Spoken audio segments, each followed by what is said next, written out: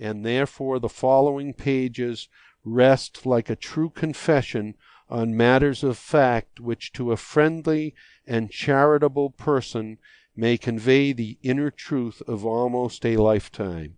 From 16 to 36 cannot be called an age, yet it is a pretty long stretch of that sort of experience which teaches a man slowly to see and feel.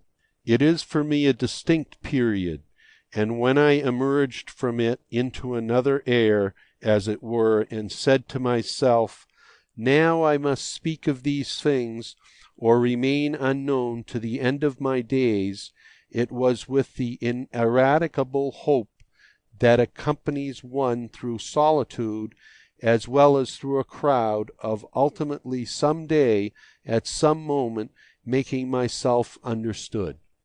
And I have been. I have been understood as completely as it is possible to be understood in this our world, which seems to be mostly composed of riddles. There have been things said about this book which have moved me profoundly, the more profoundly because they were uttered by men whose occupation was avowedly to understand and analyze and expound, in a word, by literary critics. They spoke out according to their conscience, and some of them said things that made me feel both glad and sorry of ever having entered upon my confession. Dimly or clearly, they perceived the character of my intention and ended by judging me worthy to have made the attempt. They saw it was of a revealing character, but in some cases they thought that the revelation was not complete. One of them said, "In reading these chapters one is always hoping for the revelation, but the personality is never quite revealed.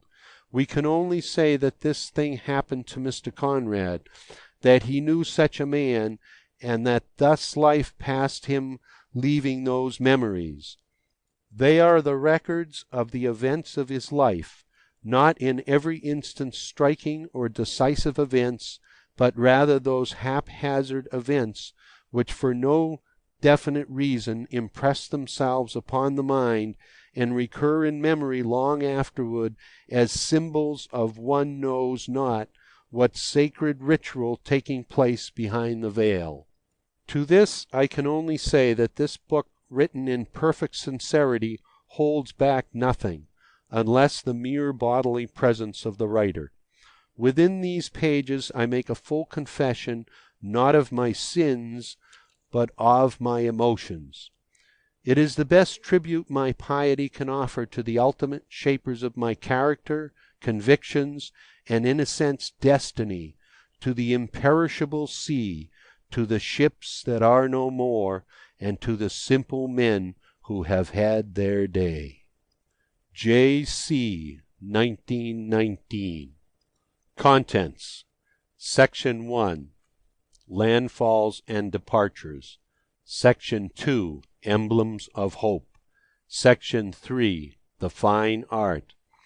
Section 4. Cobwebs and Gossamer. Section 5. The Weight of the Burden. Section 6. Overdue and Missing. Section 7. The Grip of the Land. Section 8. The Character of the Foe. Section 9. Rulers of East and West. Section 10. The Faithful River. Section 11. In Captivity. Section 12. Initiation.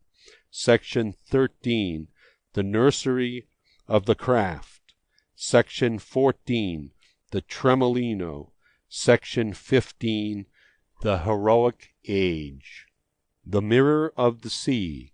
And ships by the brink come and gone, and in switch form endure a day or two. The Francolin's Tale. Chapter 1. Landfall and departure mark the rhythmical swing of a seaman's life and of a ship's career. From land to land is the most concise definition of a ship's earthly fate. A departure is not what a vain people of